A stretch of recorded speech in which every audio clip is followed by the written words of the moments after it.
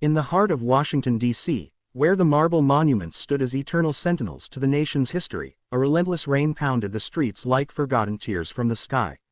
Amid the blur of umbrellas and hurried footsteps, a lone figure huddled against the cold stone wall of the Lincoln Memorial. She was Elena Ramirez, a woman whose eyes had seen the horrors of war in the dusty sands of Afghanistan, but now stared blankly at the wet pavement, her veteran cap soaked through, the word, veteran, embroidered in faded gold. Elena clutched a tattered backpack, her only possession, whispering to herself about ghosts that no one else could see.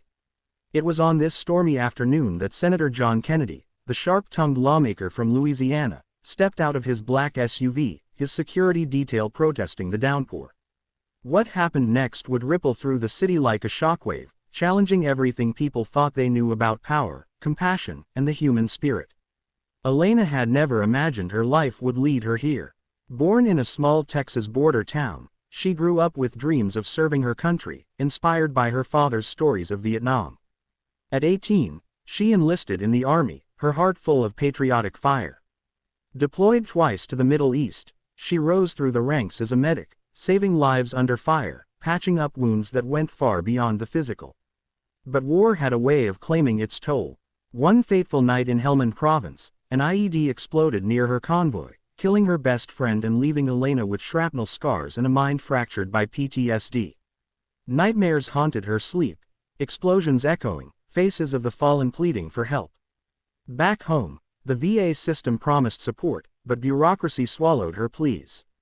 Jobs slipped away as panic attacks gripped her in interviews. Her marriage crumbled under the weight of her silence, and soon, the streets became her reluctant home. She panhandled not for pity, but for survival, her sign reading, "Veteran in Need." God bless. Most passers-by averted their eyes, but on this day, fate had other plans. Senator John Kennedy was no stranger to the spotlight. With his folksy drawl and unyielding principles, he had built a reputation as a fierce advocate for the little guy, often clashing with Washington elites in viral committee hearings. That afternoon, he was en route to a fundraiser, his mind buzzing with policy debates on veterans' affairs. As his convoy slowed near the memorial, he spotted Elena through the rain-streaked window. Something stirred in him, a memory of his own grandfather, a World War II vet who had struggled quietly until his dying day. "Stop the car," Kennedy barked at his driver, ignoring the aide's warnings about the schedule. Stepping out, his polished shoes splashing in puddles, he approached her without fanfare. The homeless veteran looked up, wary, her hand instinctively reaching for a small knife in her pocket, a remnant of survival instincts honed in combat. "Ma'am," Kennedy said, crouching down to her level, his southern accent cutting through the rain like a warm breeze. "You look like you've served this country. Mind if I sit a spell?" Elena blinked, unsure if this was a hallucination. Politicians didn't talk to people like her. They posed for photos with veterans at parades, then forgot them. But there was something genuine in his eyes, behind those wire-rimmed glasses. She nodded slowly, and he sat on the wet ground beside her, his expensive suit bedamned. His security team hovered nearby, umbrellas at the ready, but he waved them off. For the next hour, as the rain eased to a drizzle, they talked. Elena shared fragments of her story, the camaraderie of her unit, the betrayal she felt from a system that discarded her, the endless nights fighting invisible enemies. Kennedy listened, really listened, his face etched with empathy. He didn't interrupt with platitudes. Instead, he shared his own vulnerabilities, admitting how the Senate's gridlock frustrated him, how he fought for better VA funding but often hit walls. What shocked everyone wasn't the conversation, it was what Kennedy did next. As bystanders began to notice, pulling out phones to record, he stood up and extended his hand. "Come with me, Elena. Let's get you out of this rain." She hesitated, but something in his steady gaze convinced her. He led her to his SUV, where his aides scrambled to make room. Whispers spread through the crowd. "Is that Senator Kennedy?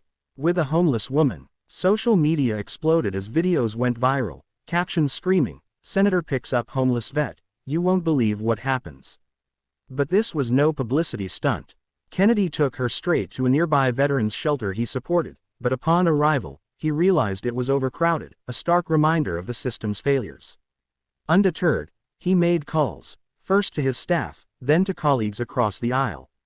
By evening, he had secured her a spot in a private rehab program for veterans with PTSD, funded through a discretionary fund he rarely tapped. The challenges were just beginning. Alina's road to recovery was fraught with setbacks. In the program, therapy sessions unearthed buried traumas, leaving her raw and vulnerable. Flashbacks hit hard during group shares, and she nearly walked out multiple times, convinced she didn't deserve help. Kennedy didn't disappear after the headlines faded. He visited weekly, sometimes bringing beignets from a Louisiana bakery, reminding her of home. "We're in this together," he'd say, his voice steady. But skepticism mounted. Critics accused him of grandstanding, claiming it was all for votes. Elena herself doubted his motives at first. Why would a powerful man care about a broken soldier? Then came the media frenzy. Reporters camped outside the shelter, digging into her past, exposing her failed marriage and a minor arrest for vagrancy. The scrutiny threatened to unravel her fragile progress, making her feel like a spectacle rather than a person. Kennedy faced his own trials. His party leaders pressured him to distance himself, warning that associating with troubled individuals could tarnish his image ahead of elections. Family obligations pulled at him. His wife worried about the security risks, his children questioned if he was spreading himself too thin. Yet, he persisted, using Alina's story in Senate speeches to push for reforms. "This ain't about politics," he thundered in one hearing. "It's about honoring those who fought for us." A key challenge arose when Elena relapsed, sneaking out for a drink to numb the pain. Kennedy found her wandering the streets again, but instead of lecturing, he sat with her once more, sharing a story of his own youthful mistakes. "We all fall, darlin'. The shockin' part is gettin' back up." Resolution came slowly, like dawn after a long night. With Kennedy's advocacy, Elena received expedited VA benefits, including housing vouchers and counseling. She reconnected with her estranged daughter, Maria, who had given up hope years ago. Their reunion was tearful. Maria, now a teacher, embraced her mother, whispering apologies for the lost time.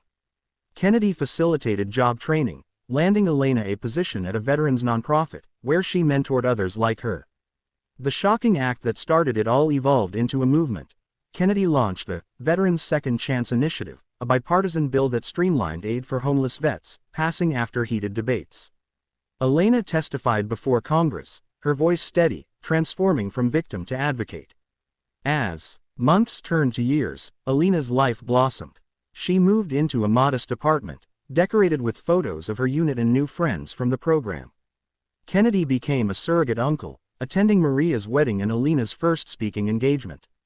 The story's pace, once a whirlwind of despair, settled into a rhythm of hope, challenges met with resilience, isolation bridged by connection. In the end, what shocked everyone wasn't a single dramatic gesture, but the quiet revolution it sparked.